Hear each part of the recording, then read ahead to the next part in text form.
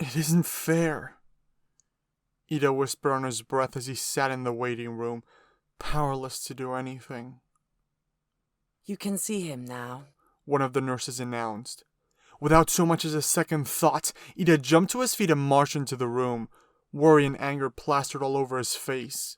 His mother tried to stop him, to calm her son down, but he was too riled up to listen to reason. "Tensei!" he screamed as he burst into the room. His mother urged him to quiet down, but Iida was too far gone. Once he got a look at his brother, plugged into all those machines, her wish came true. The look of despair on Iida's face deepened as he stared at his brother, horrified at what had happened. He was a good man, a good hero. Why would something like this be allowed to happen then? The doctors were speaking, but Iida couldn't listen. He didn't care for what they had to say. He knew his brother's condition just from a look. Tenya, mother. His weak voice resounded through the room. Amazing little brother. I know you look up to me, so I'm sorry, Tenya. I lost. Tears burst from Tenya's face as he ran to his brother's side, screaming in frustration at him. The man he looked up to tried to wipe those tears away and comfort his brother, but he lacked the strength. Considering his condition, the doctors urged the family to leave the room and let Tensei rest. It wasn't something Iida was keen on doing, but after his mother spoke with him, he reluctantly agreed to follow her advice. I swear, Iida thought as he left the room, a look of determined anger on his face. I will see the hero killer dead.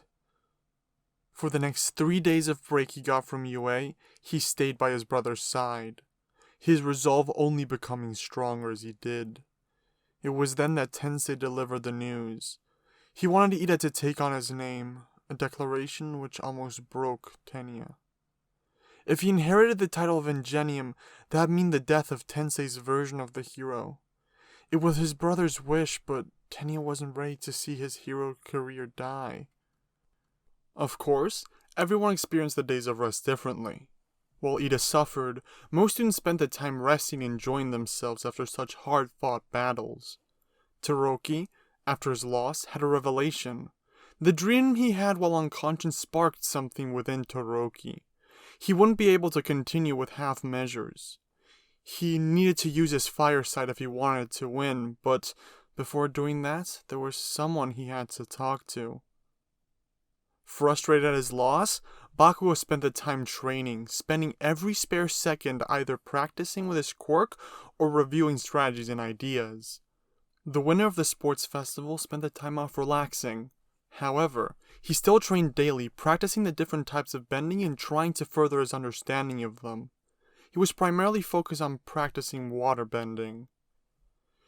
You wouldn't have been in so much danger if you just knew how to use your powers better. You're so stiff and so constrained.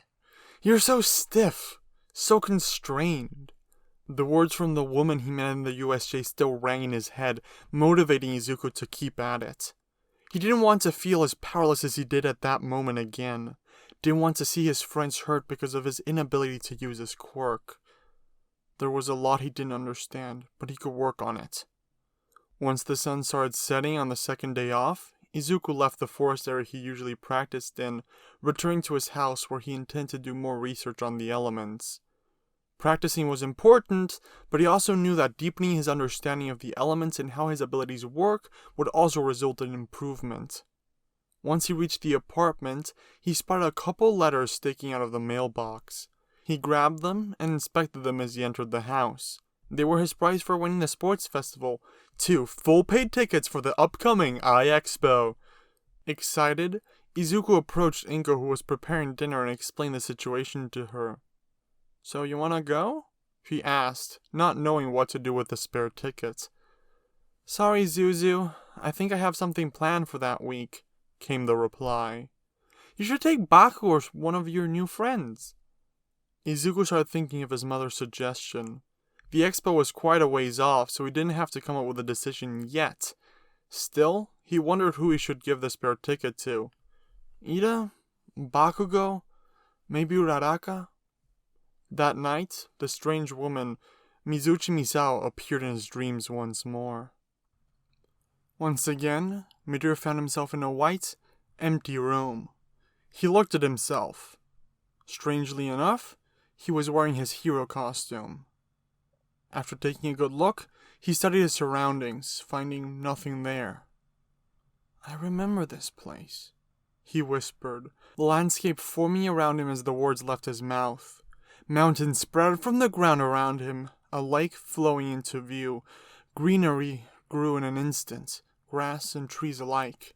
Then the meeting room immediately next to Izuku appeared. 2 boulders to sit on, a sakura tree to add some color, and a flowing river. It was beautiful, reminiscent of ancient paintings, yet despite the beauty, Midoriya couldn't help but feel uneasy. He knew what, or rather who, was coming. Congrats on the win, kid, the woman from last time said. You got a little help from Yamayu, but who am I to judge? That brainwashing kid was tough. What do you want?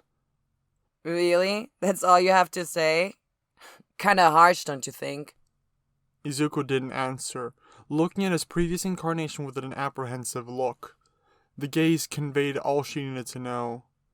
Fine, I'll get to the point. Sheesh. Go ahead. Well, you finally started using some firebending, as limited as it is. We thought it'd come in handy for you to deepen your understanding of the elements. You got air pretty much covered. It is the one you've practiced the most, so next comes water. I've already been practicing water for the last few days. Not good enough. You may be practicing it, but you don't understand the concept behind it, okay? Water is the element of change. You need to be able to adapt to anything, yeah? Your sense of love and community will help you strengthen your understanding. Ugh, I'm sounding so much like Yamanu now. Anyway, we derive this power from the moon. She continued her explanation, bending the water from the pond around Izuku as she did as a demonstration. It strengthens us, gives us power. So, in a way, we copy the moon's fluid and graceful motions and gain strength. Coinciding with the last words, the water became a blade, slashing through the sakura tree, causing it to fall. Do you understand? Izuku just stared at the woman, intimidated by her. The words, although educational, had a sense of bloodlust and danger behind them. Nevertheless, he nodded at the question. No, you don't. But just work on it. Once your level with water gets stronger, you'll be able to move on to the next step. A strong breeze blew along with those last few words, the woman disappearing with it. The vision over, Izuku drifted into a regular dream.